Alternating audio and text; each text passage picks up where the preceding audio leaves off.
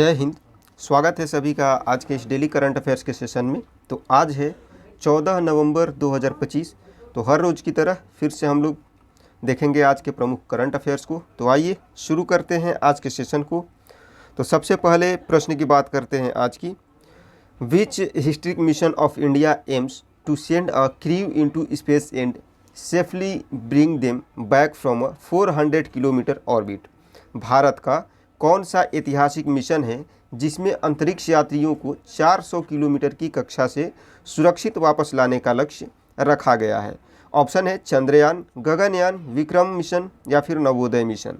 तो इसका right answer है ऑप्शन बी, गगनयान। जानते हैं इसके बारे में।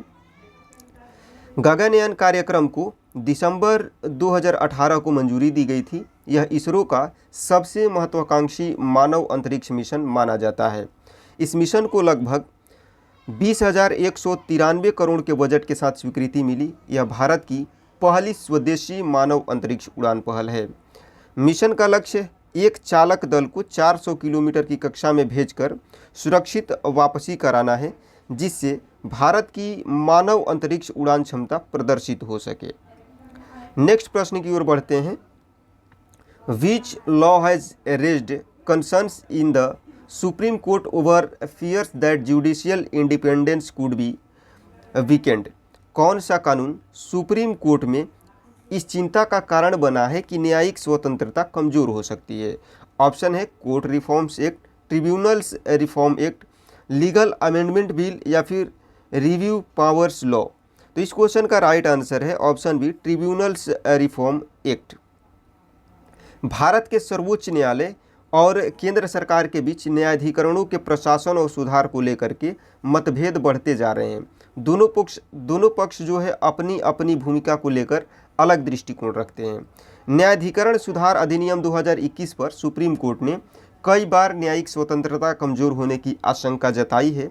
इस मुद्दे पर लगातार आपत्तियां दर्ज की गई हैं। भारत में न्यायाधिकरण विशेष क्षेत्रों के विवादों को सुलझाने के लिए स्थापित अर्ध न्यायिक संस्थाएं हैं। इनकी भूमिका न्याय व्यवस्था का बोझ कम करना है। नेक्स्ट प्रश्न है आज का। Which initiative has Punjab begun under which the sources of difficult to recycle plastic are being traced across major cities. Punjab ने कौन सी पहल शुरू की है जिसके तहत बड़े शहरों में कठिन रिसाइकलिंग प्लास्टिक के स्रोतों का पता लगाया जा रहा है? ऑप्शन है clean city drive, plastic brand audit, green Punjab plan या फिर जीरो वेस्ट मॉडल। तो इसका राइट आंसर होगा ऑप्शन बी, प्लास्टिक ब्रांड और ऑडिट। पीपीसीबी ने मोहाली, जालंधर, लुधियाना, अमृतसर, पटियाला और भटिंडा में प्लास्टिक अवशिष्ट ब्रांड 2025 प्लास्टिक अवशिष्ट ब्रांड ऑडिट 2025 शुरू किया है। यह राज्य में अपनी तरह का पहला अभियान है। ऑडिट में 14 प्रमुख कंपनियों की पहचान हुई है, जिनमें 8 बहुराष्ट्रीय कंपनियां शामिल हैं। ये कंपनियां कठिन रिसाइक्लिंग प्लास्टिक का मुख्य स्रोत मानी गई है। रिपोर्ट के अनुसार कुल 59% गैर पुनर्चक्रण योग्य प्लास्टिक इन्हीं कंपनियों से आता है। अभियान का लक्ष्य प्लास्टिक प्रदूषण के स्रोत को कम करना है। आज के अगले प्रश्न की बात करें। Which new scheme has the government approved under which exporters will get full credit guarantee support? सरकार ने कौन सी नई योजना मंजूर की है जिसके तहत निर्यातकों को पूरा क्रेडिट गारंटी समर्थन दिया जाएगा? ऑप्शन है एमएसएमई बूस्ट, एक्सपोर्ट का credit guarantee, trade plus scheme या फिर ग्लोबल सपोर्ट प्लान। तो इसका भी राइट आंसर ऑप्शन बी ही होगा, एक्सपोर्ट क्रेडिट गारंटी। केंद्र सरकार ने निर्यातकों के लिए नई ऋण गारंटी योजना को मंजूरी दे दी है। यह योजना एमएसएमई सहित निर्यातकों को 100% ऋण गारंटी प्रदान करेगी। इस योजना का लक्ष्य निर्यात क्षेत्र को अतिरिक्त 20,000 करोड़ का ऋण उपलब्ध कराना है, जिससे व्यापार में वृद्धि हो सके। साथ ही 25,000 करोड़ की लागत से निर्यात संवर्धन मिशन को भी स्वीकृति दी है, जिसका उद्देश्य विशेषकर एमएसएमईज और श्रम प्रधान क्षेत्रों की प्रतिस्पर्धात्मकता बढ़ाना है।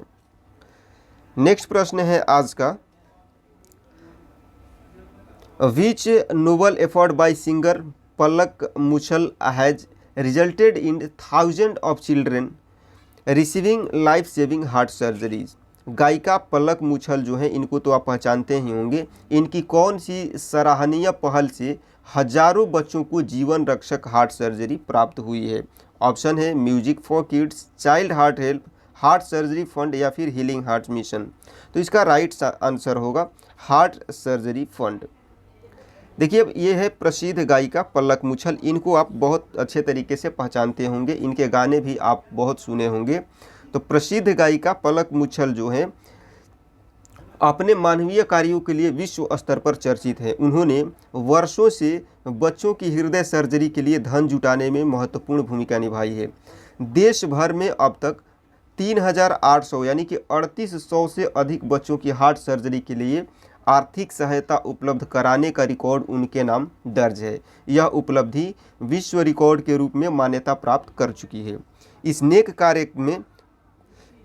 कार्य में जो है पाले चैरिटेबल फाउंडेशन की भी अहम भूमिका रही है, जो ज़रूरतमंद बच्चों के लिए निरंतर सहायता प्रदान करता है।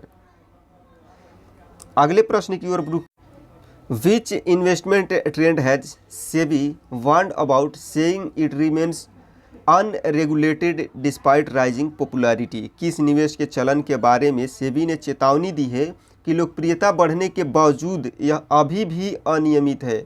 ऑप्शन है crypto, digital gold, real estate token या फिर सिल्वर बॉन्ड।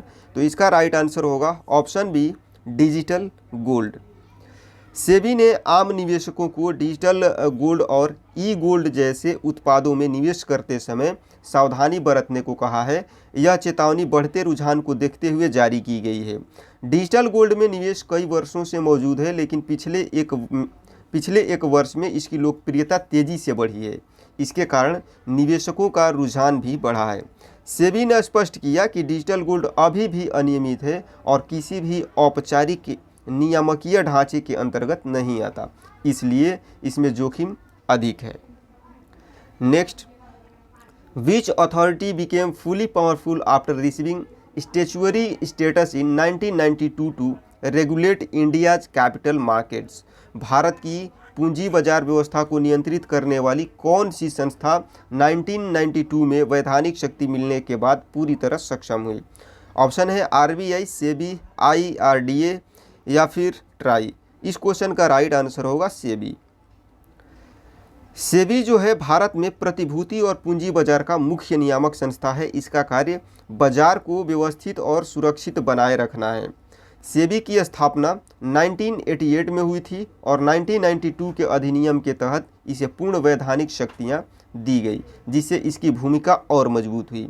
इसका प्रमुख उद्देश्य निवेशकों के हितों की रक्षा करना, प्रतिभूति बाजार का विकास करना और निष्पक्ष तथा पारदर्शी लेनदेन सुनिश्चित करना है। आज का अगला और आखिरी प्रश्न है, which mission has the UAE launched under which residents are being motivated to walk an unbelievable 54 million kilometre.